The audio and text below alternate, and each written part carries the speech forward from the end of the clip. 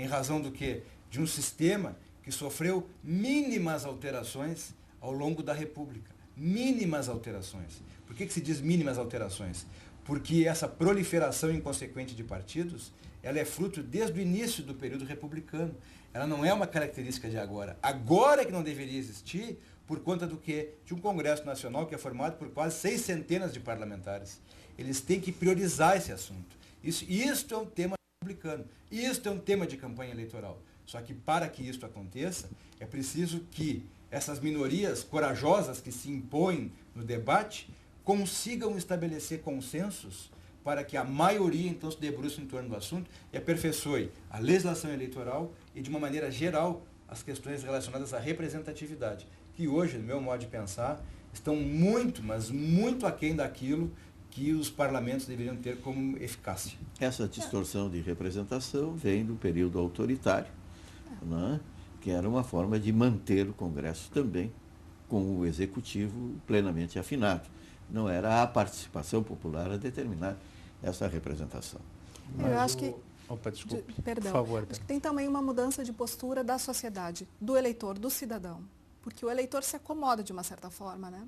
Ele vai lá, ele vota, porque nós temos a obrigação de votar, e a gente culpamos os políticos, e eles têm sim responsabilidade, os congressistas precisam sim modificar a legislação. Mas será que a sociedade está passada a eleição, quando esse assunto sempre é retomado, cobrando efetivamente? Será que nós estamos fazendo o nosso papel? A resposta hoje para mim parece negativa. Na verdade, se me permitir, até já falei demais por aqui, e me veio uma frase na minha cabeça agora que eu não posso deixar de falar. Nós aprendemos na faculdade, né? Alguém disse, isso eu não me lembro agora, tu vai me ajudar, não tem a memória melhor que a minha. O poder emana do povo e em seu nome será exercido. O que o Congresso precisa fazer é lembrar que ele não está lá para sustentar o poder executivo, ele está lá para gerir os nossos interesses como nação. Esse é o grande papel do Congresso Nacional.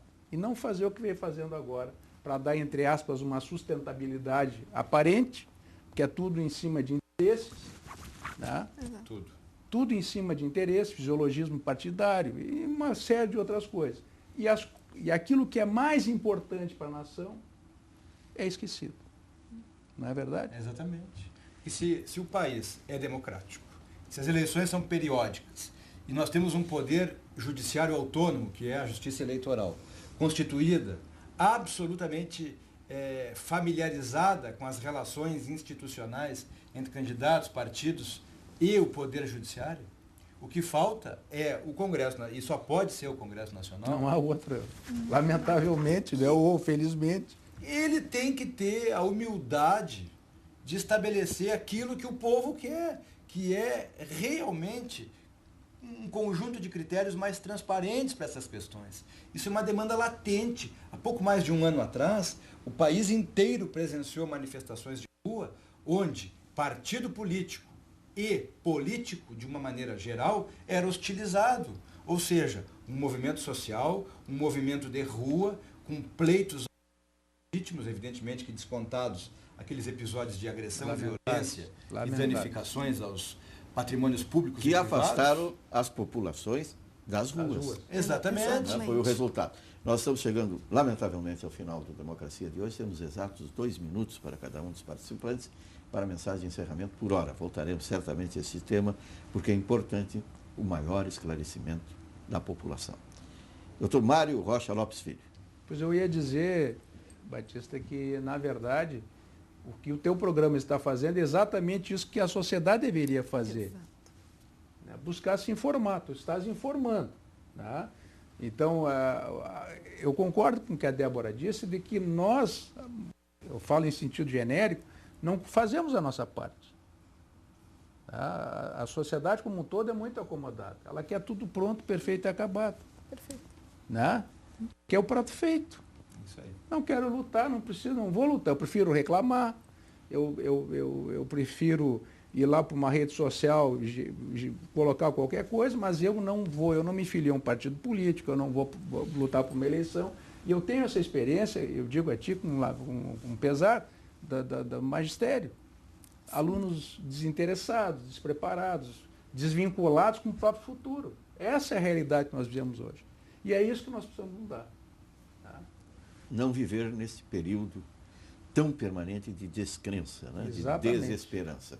Muito obrigado, doutor Mário Rocha. Eu que agradeço. Lopes Filho, Obrigado. Desembargador, aposentado, representando a Júris aqui. Essa extraordinária Júris, tão bem representada exatamente por isso. Doutora Débora Dalcin Rodrigues. Pois é, assim, nós da GERT, então, com os nossos radiodifusores associados, reiteramos o nosso compromisso com a informação, com um jornalismo feito com responsabilidade.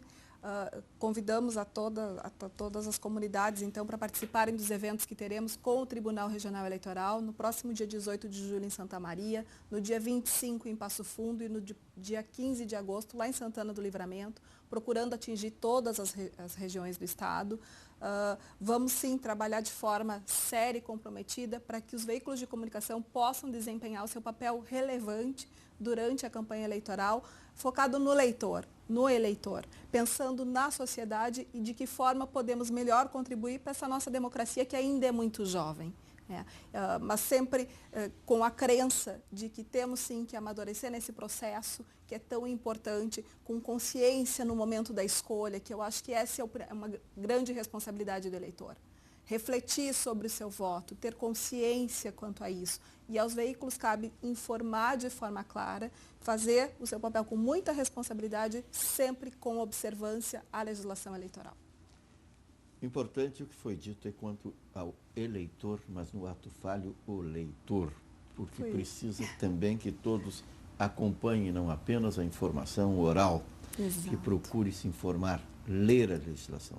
Acessar o site do TRE, olhar a ficha de cada um dos candidatos, investigar. Poxa, nós temos acesso às informações. O eleitor precisa.